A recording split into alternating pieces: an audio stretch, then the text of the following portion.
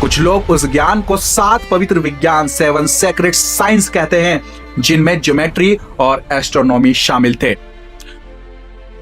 बहुत से लोग मानते हैं कि ज्ञान की 2 ब्रांचेस थी, एक अच्छी और एक बुरी, और अच्छाई और बुराई के बीच में संघर्ष हमेशा से रहा है। और अगर हम बहुत पीछे जाएं, पढ़ने से भी पहले अदन की वाटिका तक, तो बाइबल अदन की वाटिका में एक वृक्ष का जिक्र करती है, अच्छाई और बुराई के ज्ञान का वृक्ष।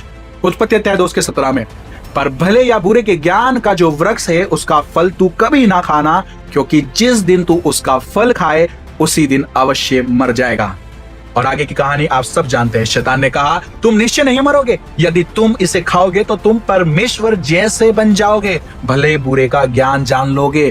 और उन्होंने क्या किया? उन्होंने शैतान की बात सुनी। क्यों? शायद इसलिए क्योंकि वे परमेश्वर जैसा बनना चाहते थे। तो उन्होंने फल को लिया और उसे खा लिया और वे मर गए, जैसा परमेश्वर ने कहा था। वे आत्मिक रूप से मर गए, क्योंकि अब वे परमेश्वर के साथ संबंध नहीं रख सकते थे, क्योंकि पाप उनके भीतर प्रवेश कर गया था। अब उनके पास बुराई का ज्ञान भी था और परमेश्वर पवित्र है। वे आपसे संबंध नहीं रख सकता यदि आप अंधकार में रहते हैं, यदि आप बुराई में रहते हैं। तो वे आत्मिक रूप से मर गए और उन्होंने यह मृत्यु उन सभी मनुष्यों पर भी थोप दी जो बाद में उनसे जन्मे। अब वे भलाई का ज्ञान और बुराई का ज्ञान दोनों रखते थे।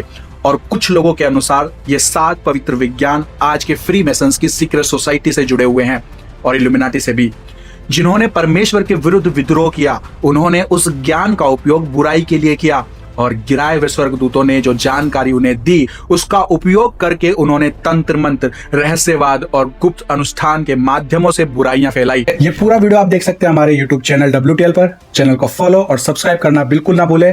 Thank you. may God bless you।